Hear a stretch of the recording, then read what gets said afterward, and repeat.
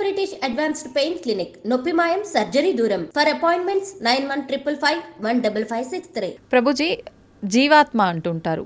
జీవుడు జీవాత్మ రెండు ఒకటేనా, వేరు వేరంటారా? ఎస్, మనకి 3 రకాల శరీరములు ఉంటాయి. ఇప్పుడు మీరు చూసేదాన్ని స్థూల శరీరము అని అంటారు. అంటే చర్మము, బ్లడ్, బోన్స్ వీటన్నిటితో ఉండే స్థూల శరీరం అంటారు. దీంట్ లోపల సూక్ష్మ శరీరం అని ఉంటుంది. మన బుద్ధి అహంకారములతో స్థూల శరీరం ఉంటుందన్నమాట. దాని లోపల స్థూల శరీరం, సూక్ష్మ శరీరం, దాని లోపల మనకి కారణ శరీరము అని అంటారు. దాన్ని ఆత్మ, జీవాత్మ అని అంటారు. ఇప్పుడు చూడండి, ఫర్ ఎగ్జాంపుల్ ఇప్పుడే నేను స్టూడియోకి వస్తుంటే ఒకళ్ళు వెళ్ళిపోయారు, ఆయన పక్కన నుంచి ఇలా తీసుకెళ్తూ ఉన్నారనమాట. సపోజ్ పలానా వ్యక్తి వెళ్ళిపోయారండి అని అంటారు. వెళ్ళిపోయారు అని అంటే ఇక్కడే కదండి మన ముందే కనిపిస్తున్నారు కదా. మరి వెళ్ళిపోయారు అని ఏం వెళ్ళిపోయింది? ఆత్మ. ఇదే బేసిక్ అండర్స్టాండింగ్. కానీ ఎంతమందికి ఈ విషయం గురించి అరే ఆత్మ వేరు శరీరం వేరు అని మనం గుర్తించేసామనుకోండి, ఈ శరీరం పైన అంత ఇన్వెస్ట్మెంట్ ఎందుకు చేస్తాం చెప్పండి? అసలు ఎవరైనా అద్దెల్ని అలంకరించుకుంటారా? మీకు ఈ స్టూడియో అంటే జస్ట్ రెంట్కే ఇచ్చారంటే మీరు ఒక ₹1 కోటి పెట్టి దీన్ని రీమోడిఫికేషన్ చేస్తారా? లేదు, ఆలోచిస్తాం ప్రభుజీ, ఖచ్చితంగా ఆలోచిస్తాం. ఎప్పుడైతే మన సొంత ఇల్లు ఉంటుందో అక్కడ అలంకరించుకుందాం అని అనుకుంటారు కదా. కానీ మనందరం చేసే పని ఏంటి? ఇది తెలుసు, అరే ఈ శరీరము పర్మనెంట్ కాదు, అయినా సరే మనం ఈ శరీర పోషణలో ఉన్నాం. కానీ శరీర పోషణలో ఉండద్దు అని చెప్పట్లేదండి, కానీ ముఖ్యమైన ఆత్మని మర్చిపోరాదు. అది అన్నిటికంటే ముఖ్యం. జీవాత్మ మనము అని అంటే ఇప్పుడు చూడండి, ఇది నా చెయ్యి అంటాం, నా చెయ్యి, నా షర్ట్, నా వాచ్, నా తల, నా కళ్ళు. మరి నువ్వెవరు? నా నా నా నా అంటున్నావు కదా, మరి నువ్వెవరు అని కానీ మనం ప్రశ్న చేసుకుంటే మనకు తెలుస్తుంది మనం ఈ శరీరం కాదు. శరీరం అయితే మరి ఆ వ్యక్తి అలానే ఉన్నాడు కదా, వెళ్ళిపోయారు అని ఎందుకు అంటున్నారు? జీవులం మనం, మనందరం కూడా ఆత్మ, అదే జీవాత్మ అంటారు. కేవలం ఈ 3 కాదండి, ఇంకొక ఆయన కూడా మన శరీరంలో ఉన్నారు, ఆయన పరమాత్మ. మన హృదయంలో, హృదయ స్థానంలో 2 ఉంటారు వ్యక్తులు, జీవాత్మ, పరమాత్మ, 2. జీవాత్మ ఎప్పుడైతే పరమాత్మను తెలుసుకొని పరమాత్మకు శరణాగతి చేసి పరమాత్మ సేవ చేస్తారో దాన్నే ముక్తి మోక్షము అనేది. కాబట్టి జీవుడు జీవాత్మ 2 ఒకటే. జీవాత్మ ఒకళ్ళు, పరమాత్మ ఒకళ్ళు. పరమాత్మని తెలుసుకోవటమే జీవుడి యొక్క లక్ష్యం. ప్రభుజీ, ఒకసారి ఆత్మ శరీరాన్ని విడిచి వెళ్ళిన తర్వాత మళ్ళీ ఎంత కాలం పడుతుంది మళ్ళీ ఒక జీవిలో రావటానికి? ప్రాణం అంటే ఏమంటారు, అది ఒక కస్టమైజ్డ్ ప్రాసెస్ అన్నమాట. అది ఎవరికి ఎంతసేపు వాడు నరకంలో ఉంటాడో, ఎంతసేపు స్వర్గంలో ఉంటారో, ఎంత తొందరగా, అవన్నీ ఇంకా మనం చెప్పలేం. చాలా కాంప్లికేటెడ్ కర్మ సిద్ధాంతం అంటే. దానికి ఏం స్పెసిఫిక్ పారామీటర్స్ లేవు. మనతోటి అయినప్పుడే మనకు తెలుస్తుంది ఎన్ని రోజులు ఉన్నాం, మనం ఎక్కడ ఉన్నాం అనేది. కాబట్టి తప్పకుండా ఒక శరీరం నుంచి వదిలిపెట్టి వెళ్ళాక కొన్ని రోజులు ఆ జీవాత్మ అలానే తిరుగుతారు అని చెప్తారు. అందుకే మనము మంచి పుణ్యకర్మలన్నీ చేయడానికి ప్రయత్నం చేస్తాం. 10, 11, 12 అట్లా ఒక్కొక్కరికి ఒక్కొక్క పద్ధతులు ఉంటాయి. దాని తర్వాత వాళ్ళు అక్కడ నుంచి స్వర్గాది లోకములకు, నరకాది లోకములకు వెళ్ళి వాళ్ళ పాప పుణ్యాలన్నీ అనుభవించి మళ్ళీ ఇంకొక శరీరంలోకి దాల్చడానికి ఈ భూలోకంలోకి రావాల్సి వస్తుంది. లేదు, ఆయన చాలా భాగవతోత్తముడు, భగవంతుడికి శరణాగతి చేసి భక్తి చేసిన వాళ్ళు, పుణ్యంతో సంబంధం లేదు, పాపంతో సంబంధం లేదు, సాయిగా యత్గత్వా నా నివర్ధంతే తద్ధామ పరమమ్మ, భగవంతుడి యొక్క లోకానికి చేరుకున్నారనుకోండి, ఇంకా మళ్ళీ పుట్టాల్సిన అవసరం లేదు, పుణ్యము లేదు, పాపం లేదు, ఏ గోల లేదు, ఆనందంగా భగవంతుడి యొక్క సేవలో ఉండొచ్చు. మన సనాతన ధర్మంలో మీరు అర్థం చేసుకోవాల్సినవి 3 ఉన్నాయండి. ఏంటి ప్రభుజీ? ఒకటి పాపం, అంటే మనం చేసే తప్పుడు వాటికి వచ్చే ఫలితాన్ని పాపము అని అంటారు. 2 పుణ్యం, మనం చేసే మంచి పనులకి మనకి రిటర్న్గా వచ్చేది పుణ్యం. ఇంకొకటి 3వది ఉందండి, దాన్ని భక్తి అని అంటారు. భక్తి పుణ్యానికి సంబంధం లేదు, పాపానికి సంబంధం లేదు, ఇది సపరేట్ బ్యాంక్ అకౌంటే. ఎప్పుడైతే మనం ప్రేమతో భగవంతుడిని ఆశ్రయిస్తామో అది పుణ్యం కాదు, అది భక్తి సుకృతి అంటారు, భక్తోన్ముఖ సుకృతి అని అంటారు. ఎవరైతే భక్తి చేస్తారో అటువంటి వాళ్ళు నా స్వర్గానికి వెళ్ళరు, నా నరకానికి వెళ్ళరు, వాళ్ళు వెళ్ళేది భగవంతుడి యొక్క లోకానికి. స్వర్గానికి వెళ్ళినా, నరకానికి వెళ్ళినా, ఇంకా ఏ దేవత యొక్క ప్రపంచానికి వెళ్ళినా సరే, లోకానికి వెళ్ళినా సరే, కృష్ణుడు భగవద్గీతలో చెప్తారు, ఆ బ్రహ్మ భువనాలోక పునరావృత్తినో అర్జున. ఇక్కడ నుంచి బ్రహ్మలోకం అంటే అన్నిటికంటే టాప్ మోస్ట్ లోకం అనమాట. అక్కడ వరకు వెళ్ళిన వాళ్ళు కూడా మళ్ళీ పుట్టాల్సిన అవసరం ఉంటుంది. ఓకే. ఎప్పుడైతే మాముపేత్యత్తు కౌంతయ్య, నన్ను ఆశ్రయించిన వాళ్ళు, ఎవరు చెప్తున్నారు నన్ను అని అంటే కృష్ణుడు అర్జునుడితో చెప్తున్నారు, నన్ను ఆశ్రయించిన వాళ్ళకి మళ్ళీ పుట్టుక అనేది ఉండదు ఓకే అనే విషయం చెప్తున్నారు. కాబట్టి మనం పుణ్యం పైన ఫోకస్ చేయకూడదు, పాపం పైన ఫోకస్ చేయకూడదు, మనం భక్తి పైన ఫోకస్ చేయాలి. ఇది పర్మనెంట్ సొల్యూషన్ అన్నమాట. ఓకే ప్రభుజీ, భక్తి వేరు, భగవంతుణ్ణి తెలుసుకోవడం వేరా ప్రభుజీ? రెండు ఒకటేనా? భక్తి మార్గంలో మొట్టమొదటి అడుగు శ్రవణం, అంటే భగవంతుడి గురించి తెలుసుకోవడం. ప్రహ్లాదుని హిరణ్యకశిపు అడుగుతారు, అయ్యా నువ్వు స్కూల్కి వెళ్ళావు కదా, బోర్డింగ్ స్కూల్ హాస్టల్కి వెళ్ళావు కదా, ఏం నేర్చుకున్నావు అని అంటే శ్రవణం కీర్తనం విష్ణు, శ్రవణం అని అంటే భగవంతుడి గురించి వినటము. భక్తి అంటే ఏదో పూజలు చేసేసి ఇక్కడ నుంచి 1000 పూలు పట్టుకొచ్చేసి ధూపాలు వేసేసి నోములు ఇచ్చేసి లక్ష పూలలతో పూజ చేసేసి ఒక లీటర్ల అభిషేకాలు చేసి, ఇది కాదండి భక్తి అంటే. భక్తి అంటే భగవంతుడి గురించి వినటం. ఇది ఎవరు చెప్తున్నారు? పరమ భక్తుడైన ప్రహ్లాదుడు చెప్తున్నాడు. ఫస్ట్ ప్రాసెస్ ఏంటి? శ్రవణం, భగవంతుడి గురించి వినటం. ఏం వినాలి? గీత, భాగవత, రామాయణ అసలు అన్నీ ఏదైతే భగవంతుడి గురించి చెప్తారో వాటిని వినాలి. శ్రవణం, కీర్తనం, దాని తర్వాత మనం చేయాల్సింది జపం. చూడండి ఆయన ఏం ప్రాసెస్లో చెప్తున్నారు, ప్రియారిటీ వైజ్ చెప్తున్నారు అనమాట. శ్రవణం కీర్తనం విష్ణో, ఎవరికి చేయాలి ఇది? భగవంతుడైన నారాయణుడు విష్ణువుకి చేయాలి. శ్రవణం కీర్తనం విష్ణు, స్మరణం పాదసేవనం, స్మరిస్తూ ఉండాలి. మనం విన్నది స్మరిస్తూ స్మరిస్తూ స్మరిస్తూ ఉంటే అప్పుడు మనకి భగవంతుడి పట్ల ప్రేమ పెరుగుతుంది. అప్పుడు మనం భగవంతుడి యొక్క ఆరాధన చేసామనుకోండి, ప్రేమతో ఆరాధన చేయగలుగుతాం. లేకపోతే ఎప్పుడు మనసులో ఈ కోరిక ఈ కోరిక ఈ కోరిక ఈ కోరిక కోరిక గుర్తొచ్చినంత భగవంతుడు గుర్తురాడు. నిజమే ప్రభుజీ. ఎప్పుడైతే మనం శ్రవణం కీర్తనం భగవంతుడి గురించి వింటామో, భగవంతుడి యొక్క నామాన్ని జపం చేస్తామో, అప్పుడు మనం ఆరాధన చేసేటప్పుడు మన మనసు భగవంతుడి పైన ఉంటుంది. కాబట్టి అందరూ కూడా ఫస్ట్ వ్రతాలు, నోములు, పూజలు చేసేయడానికి పరిగెత్తుతూ ఉంటారు. కానీ దాటికంటే ఫస్ట్ ఇనీషియల్ స్టెప్స్ ఏంటి అని అంటే, ఇప్పుడు చూడండి ఒక ఫస్ట్ ఫ్లోర్కి ఎక్కెళ్ళాలి అని అంటే మనం లాంగ్ జంప్ చేసేసి ఎక్కిస్తామా? ఒకసారి దూకామనుకోండి ఆయనతో కాళ్ళు చేతులు విడిగిపోతాయి, అంతే. మెల్లమెల్లగా ఎక్కామనుకోండి కరెక్ట్ పాత్లో మనం వెళ్తూ ఉండొచ్చు అనమాట. అందుకే ఫస్ట్ స్టెప్ ఏంటంటే భగవంతుడి గురించి వినండి, భగవంతుడి గురించి వినండి, భగవంతుడు గురించి స్మరించండి, భాగవత రామాయణాదులు ఏం చెప్పారో తెలుసుకోండి. అందుకే ఇన్ని గంటలు మనం యూట్యూబ్లలో వీటిలలో చెప్పేది ఎందుకు అని అంటే జనాలు వినడానికి. వింటే వాళ్ళకి భగవంతుడి గురించి తెలిస్తే మంచి భక్తి మార్గంలో ముందుకెళ్తే అది జీవుడి యొక్క పరమశ్రేయస్సుకి కారణం అవుతుంది. ఓకే ప్రభుజీ, ఒక మంచి భక్తుడిగా ఉండాలి అంటే ఫస్ట్ చేయాల్సింది మీరు చెప్పినట్టుగా భగవంతుడి గురించి వినడమే అంటారా? కరెక్ట్. శ్రవణం కీర్తనం ఫస్ట్ ప్రాసెస్ ఏంటి అంటే శ్రవణం. మనం వినడానికి ప్రయత్నం చేయాలి. ఎవరి నుంచి వినడానికి ప్రయత్నం చేయాలి? ఎవరైతే శాస్త్ర అధ్యయనం చేసిన మంచి భక్తులు ఉన్నారు. ఇప్పుడు చూడండి మార్కెట్లో ఎవరు పడితే వాళ్ళు చెప్పడానికి రెడీ అయిపోయారు. ఇది ఇలా చెయ్యి, ఆ చిట్కా ఇలా చెయ్యి, ఈ పరిష్కారం ఇలా చెయ్యి. అసలైతే ఎంత ఆశ్చర్యం అనిపిస్తుంది అంటే కొన్నిసార్లు మాకు వీడియోలు పంపిస్తే అసలు ఇలాంటి వ్యక్తుల్ని ఎలా వినగలుగుతున్నారు జనాలు అని అనిపించేటట్టుగా ఆశ్చర్యపడిపోతాం అనమాట. ఎందుకంటే భాగవత మన శాస్త్రాలు చెప్పే విషయం వేరు, వీళ్ళు చెప్పే విషయాలు వేరు. ఒకడు తలపైన చేయబెడతానంటాడు, ఒకడు ఇంకొక మాయ చేస్తానంటాడు, ఇంకొకడు మ్యాజిక్ చేస్తానంటాడు. మాయలు మ్యాజిక్ కావాలంటే మీరు మ్యాజిక్ షోకి వెళ్ళండి కదా, దేవుడి దగ్గరికి ఎందుకు రావాలి? ఆధ్యాత్మిక గురువు మాయలు, మ్యాజిక్లు, తంత్రాలు, యంత్రాలు, తలపైన చేయబెట్టాలు అవన్నీ చేయరండి. ఆధ్యాత్మిక గురువు ఎప్పుడైనా సరే మీరు ఏ శాస్త్రంలో చూసినా ఎవరైనా సరే మీరు చూడండి, మన జ్ఞానము వేరే వ్యక్తులకి గురువు ఎప్పుడు కూడా శ్రవణం ద్వారానే పంపిస్తారు. రామ లక్ష్మణులు కూడా విశ్వామిత్రుల దగ్గర నుంచి శ్రవణం చేసి జ్ఞానాన్ని సంపాదన చేసుకున్నారు. కృష్ణుడు సాందీపముని దగ్గర నుంచి శ్రవణం చేసుకొని జ్ఞానాన్ని విన్నారు. అర్జునుడు కృష్ణుడి దగ్గర నుంచి శ్రవణం చేశారా? కృష్ణుడు వచ్చి చేయబెట్టాడు అర్జునుడి పైన శ్రవణం. కాబట్టి భగవంతుడిచ్చిన మార్గము శ్రవణం. మన జ్ఞాన సముపార్జన చేయాలి.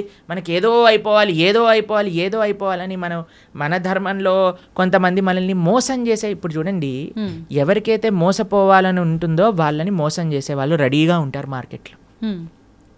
మన ధర్మంలో మోసాలు చేసేవాళ్ళు తక్కువ అని మనం చెప్పడానికి వీలు లేదు, ఉన్నారు. ఎందుకంటే మనకి ఆ మోసపోయే ప్రవృత్తి ఉన్నది కాబట్టి. ఇది కాకుండా ఇతర మతాల వాళ్ళైతే ఇంకా పీక్స్కి వెళ్ళిపోయారనమాట. వాళ్ళు చేసే మోసాలు కానీ, వాళ్ళు చేసే యాక్టింగ్లు కానీ, వాళ్ళు చేయించే డ్రామాలు కానీ చూస్తే అసలు ఎందుకు ఇంతమంది అక్కడ ఉంటున్నారంటే, అసలు మీరు చూడండి, మేము ఆ వీడియో చూసినప్పుడు మాకు పంపిస్తుంటారని మా జనాలు, ఇలా ఇలా ఇలా ఇలా వీళ్ళు చేస్తున్నారు ప్రభుజీ, పాస్టర్లు వీళ్ళు అని చూస్తున్నప్పుడు అయితే మాకు అనిపిస్తుంది, ఎవడైనా బుర్రున్నవాడు అసలు ఈ సభకి వెళ్తాడా, అసలు వీక్షిస్తాడా? వేలాది మంది అక్కడ కూర్చొని వీక్షిస్తున్నారు అంటే వీళ్ళందరూ మోసపోవడానికి రెడీగా ఉన్న వాళ్ళనే కాబట్టే కదండి మోసం చేస్తుంది. వాడు ఇంటికి వెళ్ళాక అనుకుంటున్నాడు, అసలు వీళ్ళు ఎంత మూర్ఖులు, అసలు ఎలాంటి వ్యక్తులు వీళ్ళు, నేను చేసే యాక్టింగ్లకి చప్పట్లు కొట్టటాలు, అరవటాలు, ఇలాంటి వాళ్ళు ఉన్నంత వరకు మోసాలు ఆపలేమండి. మన లోపల ఒక జాగరూకం కావాలి. నేను శాస్త్రాన్ని నమ్ముతా, భగవంతుడి యొక్క తత్వాన్ని అధ్యయనం చేస్తా, కానీ మ్యాజిక్ల వల్ల, ఏమంటాం మీరు, చేతులు పెట్టటాల వల్ల, ఏవో సృష్టించటం వల్ల, ఏదో మన జీవితంలో ఏదో మంచి జరిగిపోవటం వల్ల, దానివల్ల ఏది వచ్చే ప్రయోజనం లేదండి.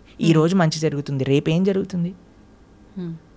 జీవుడి యొక్క పరమశ్రేయస్సు భగవంతుడి గురించి తెలుసుకోవటం మనందుకే మేము ఎక్కడికి వెళ్ళినా మొత్తుకునేది ఒకటే విషయం, ఇవన్నీ ఒక ట్రాప్లో పడకండి. మన మానవ జన్మ ఎన్నో సంవత్సరాల తర్వాత మనకి రేర్గా దొరికిన ఈ అవకాశాన్ని మంచి మార్గంలో ఉపయోగించుకోండి అనే మేము అందరం ప్రార్థన చేస్తూ ఉంటాం అందరికీ కూడా.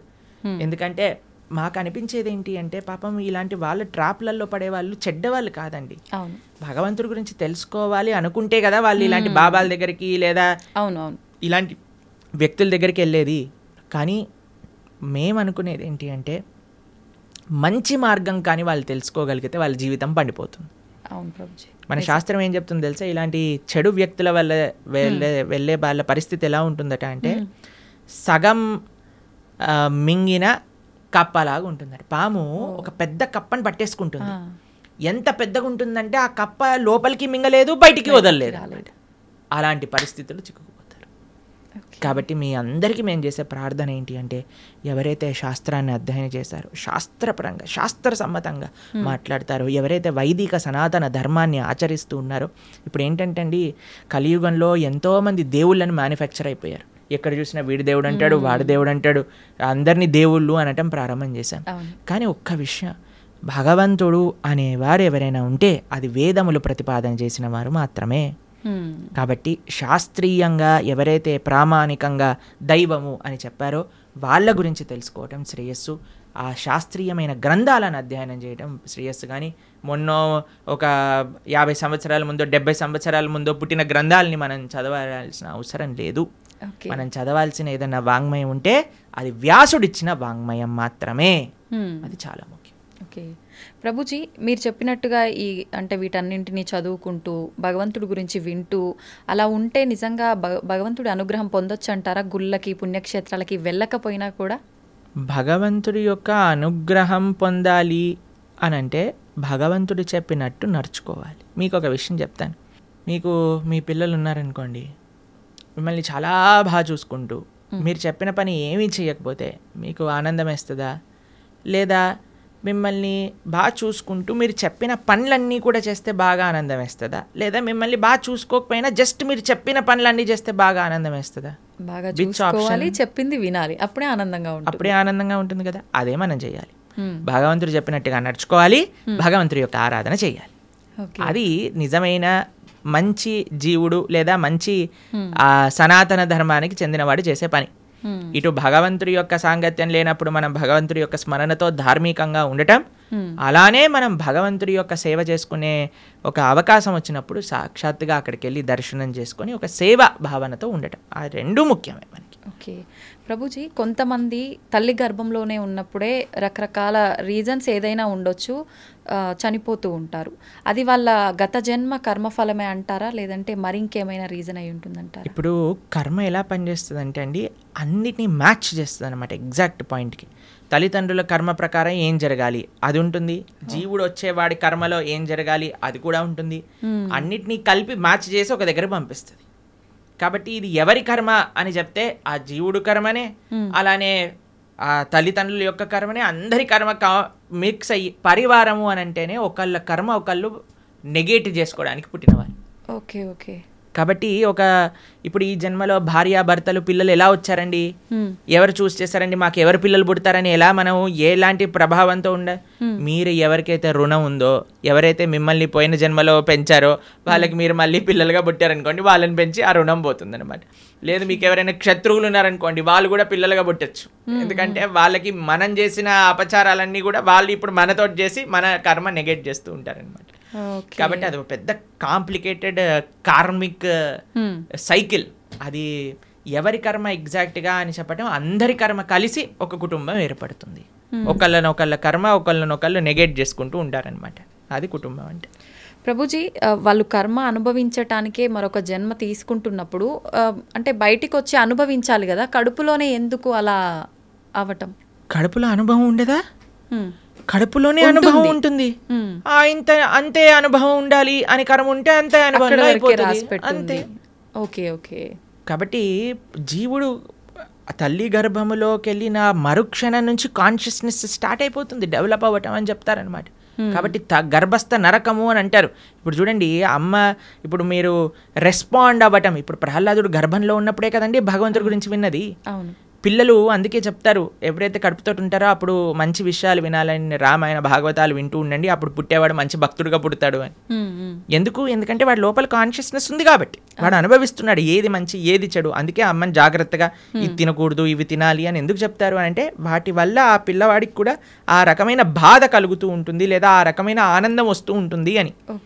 కాబట్టి లోపల కూడా వాడు అనుభవిస్తూనే ఉన్నాడు జీవి.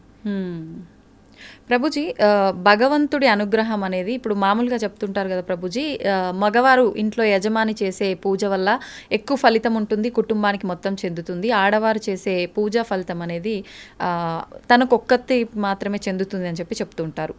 ఇది నిజమేనా ప్రభుజీ? ఒకవేళ ఇది నిజమైతే చేసే పుణ్యంలో 50% భార్యకి చెందుతుంది, భార్య చేసే పుణ్యంలో నయా పైసా హస్బెండ్కి రాదు. హస్బెండ్ చేసే పాపంలో 50% భార్య చేసే పాపంలో 50% హస్బెండ్కి చెందుతుంది, హస్బెండ్ చేసే పాపంలో నయా పైసా భార్యకి రాదు. ఓకే. కాబట్టి ఇలా చూసుకుంటే ladies are more fortunate in one sense. కాబట్టి యజమాని ఎందుకు జాగ్రత్తగా నువ్వు ధార్మికంగా ఉండాలి అని చెప్తున్నారంటే, ఎందుకంటే వాడే ఎక్కువ ట్రిత్లో ఉన్నాడనమాట. వాడు చేసిన దానికి చేయని దానికి అనుభవించాల్సింది వాడే, కాబట్టి జాగ్రత్తగా ఉండు అని చెప్పేది. కాబట్టి మనం ఆరాధన అంటే ఏదో ఇప్పుడు చాలా మంది ఆడవాళ్ళు పూజ చేయాలి, మగవాళ్ళు పూజ చేయకూడదు, మగవాడేమో కాఫీ తాగుతూ పేపర్ చదువుతూ కూర్చుంటాడు అనమాట. అది కాదండి. ఫస్ట్ మగవాడి బాధ్యత. మీకు విషయం చెప్పాలా, వైదిక ధర్మంలో వంట కూడా మగవాళ్ళే చేసేవాళ్ళు, ఆరాధన కూడా మగవాళ్ళే చేసేవాళ్ళు. మీకు విషయం చెప్తాను, కొన్ని సంవత్సరాల క్రితం కానీ మనం వెళితే చరిత్రలో బయట ఇల్లు ఊడ్చి తూడ్చి ముగ్గులేయటం కూడా మగవాళ్ళే చేసేవాళ్ళు. మరి ఇప్పుడు ఎందుకు లేదు ప్రభుజీ ఆచారం? మీరు ఉంటే బాగుండేది కదా. కానీ ఇట్ ఈస్ నాట్ ఆడవాళ్ళ పని పూజ అనే నోషన్ ఫస్ట్ పోవాలి. ఆరాధన అంటే అయితే మగవాడే చేయాలా? కాదు, అందరు కలిసి ఆరాధన చేయాలి. ఎలా అందరూ కలిసి ఆరాధన చేస్తారు అని అంటే, ఎవరైతే ఇంటి యజమాని ఉన్నారో ఆయన భగవంతుడి యొక్క ఆరాధన చేస్తూ ఉంటారు.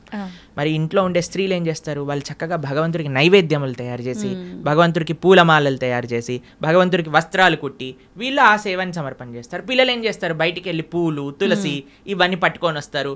ఏదైనా రూమ్లో ఆ నాన్నకి అమ్మకి, అమ్మ అక్కడ వంట చేసి ఇక్కడికి వచ్చి అందించి భగవంతుడికి నివేదన చేయడానికి ఇస్తూ ఉంటారు. కాబట్టి పరివారం అంతా కలిసి పూజలో పాల్గొంటుంది. కాబట్టి ఆరాధన ఎవరు చేయాలి అనే విషయానికి వస్తే, ఇంట్లో ఉండే పురుషులే ఆరాధన చేయాలి అని శాస్త్రం చెప్తుంది.